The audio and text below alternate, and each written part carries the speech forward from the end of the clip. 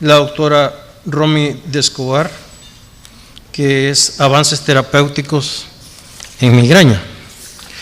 La doctora Romy Castro de Escobar es graduada de Medicina en la Universidad de El Salvador, efectuó su residentado en Medicina Interna y Neurología en el Instituto Salvadoreño del Seguro Social, miembro del staff del Servicio de Neurología del Instituto Salvadoreño del Seguro Social y recientemente nombrada jefe del Servicio de Neurología del Seguro Social. Dejo con ustedes a la doctora Romy Castro de Escobar. Por favor, Romy.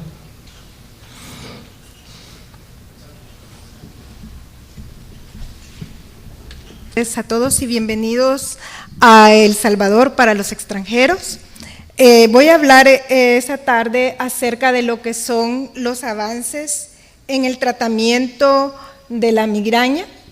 Bueno, la definición: la migraña es un desorden neurológico crónico paroxístico caracterizado por múltiples episodios de dolor de cabeza y que es acompañado de una variedad de síntomas neurológicos que son reversibles. Los criterios de la clasificación internacional de las cefaleas, pues es lo que ya todos conocemos, y en la presentación del 2018, en la nueva edición, pues no han variado para nada y los pueden revisar. Y vamos a hablar algo sobre lo que es la fisiopatología, que las cefaleas tienen una fisiopatología muy compleja, que aún están muchas cosas en investigación, pero que de la manera más fácil como hallé para presentarla es que hay una activación del sistema trigémino vascular con una alteración, una disfunción a nivel del hipotálamo, y que hay también activación de los centros del dolor en el tallo, como es la sustancia gris periaqueductal, el locus cerúleus y el núcleo del Raphe. Y para que lo veamos, que la fisiopatología es muy compleja y tiene también muchos factores, que no solo es lo que es una base genética, que no solo hay una disfunción que ya se vio a nivel del hipotálamo, de los centros del dolor en el tallo, sino que también influyen algunas cosas como son la genética, ¿verdad? El que se han encontrado más de 38 polimorfismos, ¿ve? Y se siguen encontrando, pero no hay uno que sea fuertemente asociado. También influye el medio ambiente, la presión, el estrés, alteraciones metabólicas como son la dieta, las alteraciones neuroendocrinas, o las hormonas, ¿verdad? Mucho se habla de la migraña y el embarazo, los anticonceptivos, las drogas, el exceso de analgésicos o el exceso de medicamentos que pueden precipitarle el dolor. Los mecanismos que ya habíamos mencionado, y acá especialmente esto último, que la liberación del péptido contra los receptores del gen de la calcitonina, y el PACAP, que es el polipéptido activador del adenilciclato de la pituitaria. Estos son en los que últimamente se está haciendo los estudios como el target para el tratamiento de la migraña. Ahora, los ataques de migraña también dependen mucho, ¿verdad?, el metabolismo, o el estado metabólico, el estado hormonal. Está involucrado, se ha visto mucho la anatomía cervical, que es un target también para el tratamiento a través de la infiltración o de la estimulación de lo que son los nervios cervicales. Y también van a depender de los síntomas, van a depender de todo esto va a influir en lo que son las fases de la migraña, ¿verdad? Que, como sabemos que tiene un prodromo, tiene un aura, tiene la migraña en sí y tiene un postdromo. Entonces, todo esto relacionado va a dar la sintomatología que es tan variable en la migraña. Bueno, ya viendo rápidamente la fisiopatología, porque es lo que nos va a servir de insumo para el tratamiento, vemos lo que tenemos actualmente en la migraña. El tratamiento agudo de la migraña, pues la primera parte son los analgésicos simples, o sea que nosotros utilizamos aspirina, AINES, ibuprofeno, naproxeno, diclofenaco, que son los de primera línea. Los que nosotros damos inicialmente más si es una migraña leve, episódica, nada frecuente, es lo que tenemos para darle. La siguiente. Pero también tenemos lo que es el tratamiento específico, ¿verdad? Que son los triptanes. El tratamiento específico son los triptanes. Nosotros acá tenemos también la ergotamina, que en Estados Unidos no la tienen, y son lo específico para la migraña. Y vamos a ver todos estos, ¿verdad? Que tienen, ¿cómo se llama? Eficacia similar, ¿verdad? Y se usan en la etapa aguda, tienen una eficacia aceptable, ¿verdad? Pero no todos los pacientes responden a estos. Esto es en cuanto a lo que es la etapa aguda. Eso quiere decir, hay dolor de cabeza en este momento. Pero ¿qué pasa cuando los medicamentos agudos no funcionan? O sea, que no son efectivos o que no dura lo suficiente. O sea, el paciente tiene una recaída de la migraña en el mismo día o al día siguiente, o los ataques son muy frecuentes y tiene que tomar frecuentemente analgésicos. Entonces, acá tenemos que considerar el uso de los preventivos. Entonces, ¿cuándo vamos a dar un preventivo? Cuando hay más de 3 ataques en el mes, cuando el dolor interfiere en las actividades rutinarias independientemente del número de ataques, cuando hay contraindicaciones para la terapia aguda, o sea que no se puede tomar un analgésico o no tolera un triptán, cuando hay abuso de analgésicos, ¿verdad? Acá todavía en la definición, o sea, aunque hay una definición clara acerca del abuso de analgésicos, realmente todavía no hay como la prueba de cuántos son los días mínimos que se necesita consumir para producir un abuso de analgésico, pero normalmente son 10 días en el mes de analgésicos opioides, y hasta 15 días de los AINES, o sea, de los analgésicos simples. También cuando los efectos adversos son intolerables, me quita el dolor, pero me da mucho efecto adverso. Cuando hay falla a la terapia aguda, o sea, que no funcionan, hay que darle la pastilla o se inyecta y no le cede el dolor. Cuando hay necesidad de analgésico más de 2 veces por semana, y esto es en el concepto de evitar el abuso de analgésicos, o sea, si tiene más de 2 episodios en la semana, tendría ya indicación de dar una terapia preventiva. Y en casos especiales, como la migraña hemipléjica, la migraña basilar o aquellos pacientes que tienen migraña con aura prolongada.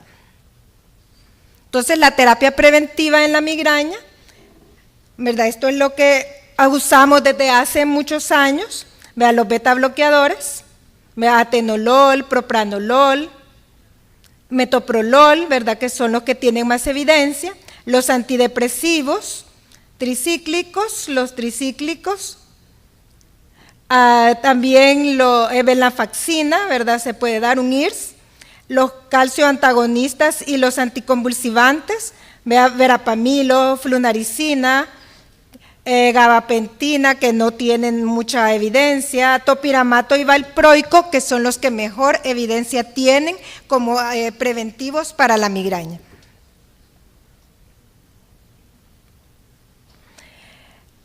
Los más nuevos tenemos candesartán, que los estudios dicen de que tiene una efectividad similar al propranolol, ¿verdad? Y tiene menos efectos adversos que el propranolol. Misceláneos, pues estos, ¿verdad? Que son los naturales, los que abogan por la medicina natural, pero recuerden que sí tienen efectos gástricos. El magnesio igual, y toxina botulínica, ¿verdad? Que es el único medicamento aprobado para la migraña crónica. Esto es la terapia actual, ¿verdad? La terapia preventiva actual.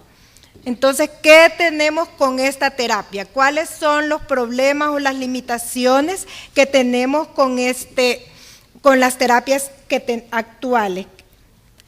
Eficacia limitada. O sea, los pacientes tienen una respuesta entre un 40 a 60% aún usando una terapia preventiva. O sea, hay pacientes que no van a responder, o sea, que siempre van a persistir con las crisis muy incapacitantes a pesar de haber probado múltiples medicamentos preventivos. Otro problema grande, y veo yo que quizás de los más importantes, es la falta de adherencia a la terapia preventiva. La terapia preventiva se tiene que usar mínimo 2 meses, unos 4 meses para ver un efecto, 6 meses para mantenerse estable, y hay quienes no toleran también la disminución o la suspensión de la terapia. Entonces, esa adherencia de estar tomando 1 o 2 dosis diarias de X medicamento, y a veces cuando no le funciona le mezclamos, le combinamos 2 preventivos, entonces es una de las fallas en el tratamiento de la migraña, ¿verdad? El paciente no se toma los medicamentos preventivos y llega de nuevo a la consulta y nos dice: yo no mejoro, tengo mucho dolor de cabeza. La falta de tolerabilidad y seguridad, ¿verdad? Todos estos medicamentos, pues ya sabemos sus efectos que tienen, los efectos adversos, ¿verdad? Y que no para todos los toleran, ¿verdad? Topiramato, valproato, ¿verdad? La gente se queja mucho de las alteraciones cognitivas con topiramato, las parestesias, el valproato, la caída del pelo, el aumento del peso, ¿verdad? Propranolol que usamos nosotros, el aumento de peso, a veces les baja la presión, la hipotencia en los hombres, los otros medicamentos, flunaricina, aumento de peso, temblor, etcétera. O sea, tienen efectos adversos, contraindicaciones médicas para el uso de los preventivos, prevención inadecuada de la cefalea por abuso. Esto es algo que tenemos que tener muy en cuenta, ¿verdad? Que si el paciente persiste en la cefalea por abuso, el abuso de los opioides, los preventivos serán de muy poca ayuda. De muy poca ayuda. Tenemos que preguntar al paciente, o sea, preguntar cuánto analgésico toma. El paciente lo dice realmente: yo me tomo una pastilla a las 5 de la mañana, una pastilla a las 10 porque me vuelve el dolor, una pastilla antes de acostarme, y a veces me levanto a las 3 de la mañana con el dolor y me vuelvo a tomar otro analgésico. Entonces hay que preguntar por el abuso de analgésicos siempre, y vamos a ver que esa puede ser una causa también de que el paciente no mejore a pesar de la terapia preventiva. Y por último, que la terapia no es específica para la prevención de la enfermedad, ya que no está actuando, o sea, estos medicamentos, su mecanismo de acción es inespecífico, o sea, no son medicamentos que están dirigidos a atacar directamente aquellos factores o aquellas causas fisiopatológicas de la migraña. Entonces, vamos a ver anatómicamente cuáles son hoy los targets sobre lo que se está trabajando en las terapias nuevas en el tratamiento de la migraña.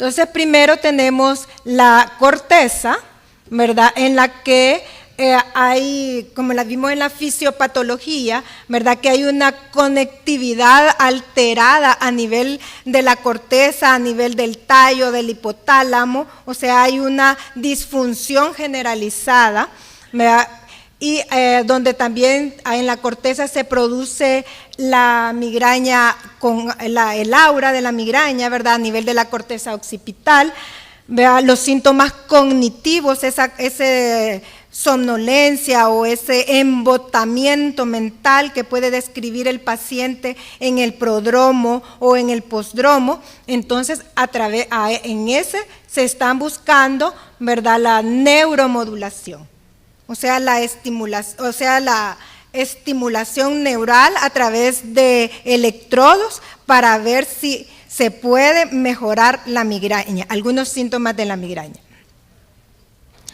Otro es a través de el tálamo, ¿verdad?, en donde ocurre la sensibilización y hay una alteración de los circuitos tálamo-corticales, ¿verdad?, que es donde se produce la alodinia, que es tan molesta para los pacientes con migraña, ¿verdad?, que solo les toca y les duele, ¿verdad? Entonces, igual acá se está buscando neuromodulación.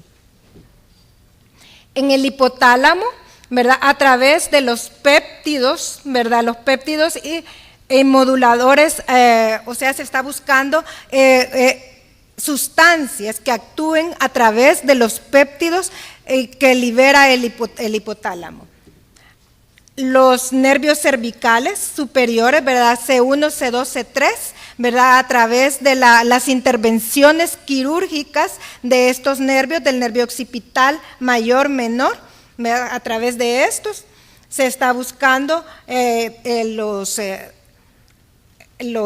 ¿cómo se llama? Se está buscando las terapias a través del complejo trigémino cervical, ¿verdad?, que lleva las vías del dolor, ¿verdad?, hacia la corteza y también hacia la periférica.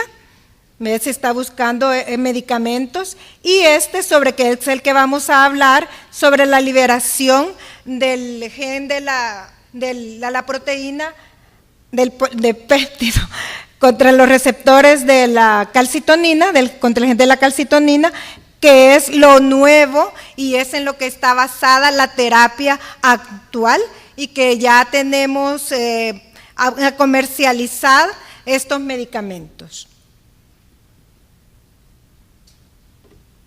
Entonces, vamos a hablar así rápidamente sobre el péptido relacionado con el gen de la calcitonina, que es un péptido involucrado en la percepción y la modulación del dolor, potencia la liberación de la sustancia P, modula la transmisión del glutamato y de la acetilcolina, produce vasodilatación, está asociado a la degranulación de los mastocitos y está involucrado en la patogénesis de la migraña, en la producción de lo que es la fotofobia, la sensibilidad, la inflamación neurogénica y el aura. Entonces, sobre este gen, sobre este péptido, es lo que se está trabajando ahorita y son los nuevos medicamentos en desarrollo para atracar directamente a la migraña. Entonces, como objetivo del tratamiento, estos medicamentos están desarrollados para inhibir la acción de esta sustancia, que ha sido diseñada en dos formas. O sea, el primero es que es producción de moléculas que compiten contra el sitio de unión del receptor, o sea, moléculas contra el receptor, que van a hacer competencia, ya sea, o sea, por competencia, o lo van a bloquear. Y el segundo consiste en neutralizar al péptido que se encuentra libre. O sea, estos son los dos objetivos que tienen el desarrollo de estos medicamentos. Lo anterior dio lugar a la creación de lo que se llaman las moléculas pequeñas o gepantes, y a los anticuerpos monoclonales como el parte del tratamiento de la migraña. Entonces, específicamente, se cree que los anticuerpos contra el péptido libre remueven ese exceso liberado por las fibras trigeminales y perivasculares, y los anticuerpos contra el receptor bloquean los mecanismos de señalización que son generados por el péptido, disminuyendo aquellos mecanismos de sensibilización periférica y central. O sea, así como le explicaba, sobre dos mecanismos: uno es bloqueando los receptores o compitiendo, y bloqueando al péptido que está libre. Entonces, esos son los dos tipos de medicamentos en los que se están trabajando. Entonces, los gepantes, que es el grupo de moléculas que son las moléculas pequeñas, que son antagonistas de los receptores, 5 de ellas han mostrado eficacia en la migraña. Estos son estos 5 medicamentos, pero también hemos visto, ¿verdad?, de que tienen ya, algunos se han ya abandonado porque tienen hepatotoxicidad. ¿Verdad? Eso fue lo principal que vieron, ¿verdad?, que tienen hepatotoxicidad, algunos de ellos, y algunos están todavía ahí, están todavía en proceso como de las aprobaciones para verlo, y ver todavía algunos estudios que apoyen el uso y la comercialización de estas moléculas. Y los anticuerpos monoclonales, ¿verdad?, que tenemos, este es un gepant, ¿verdad?, que es el que ya tiene, ¿cómo se llama?, estaba en fase 3, y estos son de 2017, o sea que se esperaba, ¿verdad?, que hoy para este año estuviera ya aprobado el uso del ubrogepant, ¿verdad?, que es un anticuerpo o contra el receptor, ¿verdad?, contra el receptor. Y estos 4 son los 4 anticuerpos monoclonales que ya están en proceso de aprobación. Ya Erenumab está aprobado por la EMEA el año pasado, y este año, acaba de ser en este mes, me parece, se aprobó ya por la FDA. Entonces, este medicamento ya está para comercializarlo, o sea, ya está comercializándose. Ve que lo que tienen estos medicamentos, ¿verdad?, es que se han visto que tienen indicación en la profilaxis de la migraña, ya sea episódica y de la migraña crónica. La desventaja de estos medicamentos es que todos son parenterales, ¿verdad? Todos son parenterales, tienen inyección mensual o cada 3 meses, ¿verdad?, o cada 3 meses, y son moléculas grandes, y tienen el problema de lo que son los monoclonales, ¿verdad?, que es que ya no se, pues en las infecciones, ¿verdad?, ¿cómo se llama?, la que es endovenoso, ¿verdad?, y que no va a ser comercializado, así voy a ir a la farmacia y me lo voy a ir a poner, ¿verdad?, sino que va a hacer usos hospitalarios.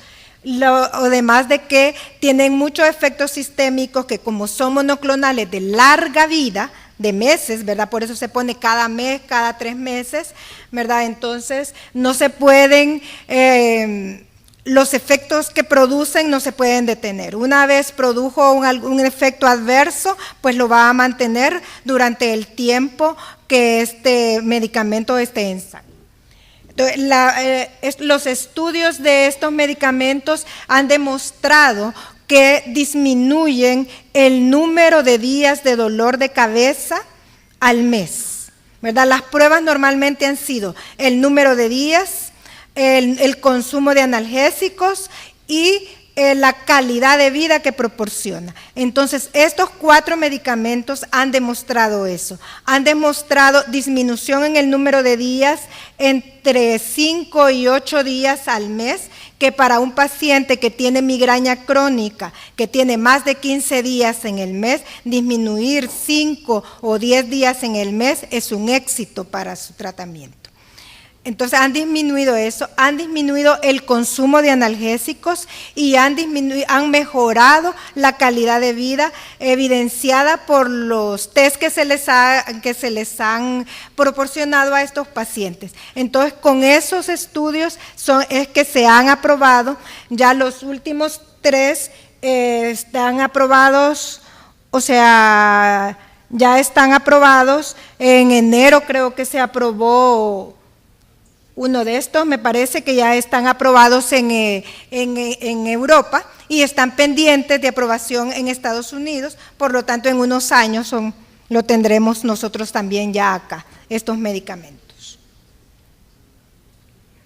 Bueno, otros tratamientos, ¿verdad?, que hablábamos son la infiltración de los nervios periféricos en la migraña, ¿verdad? Es algo que se viene utilizando hace muchos años, ¿verdad? Y que hay estudios, ¿verdad?, que han comprobado la eficacia que tienen. Es algo fácil, algo barato, ¿verdad?, porque se infiltra ya sea un esteroide o se infiltra un anestésico, ¿verdad?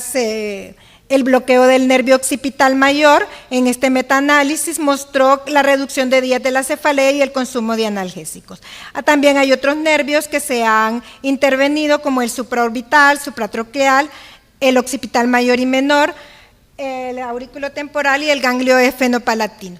Entonces, esta es para cómo se inyecta el occipital, que es muy fácil, ¿verdad?, hacerlo. Se hace en la clínica y ha tenido mejoría, especialmente en aquellos pacientes que tienen una migraña intensa. En los estatus migrañosos también les proporciona un alivio inmediato, bastante rápido. Son seguros, no tienen mayor efecto adverso, más que les duela ahí en el lugar o que se infecte si lo hacemos mal, pero tienen buena eficacia.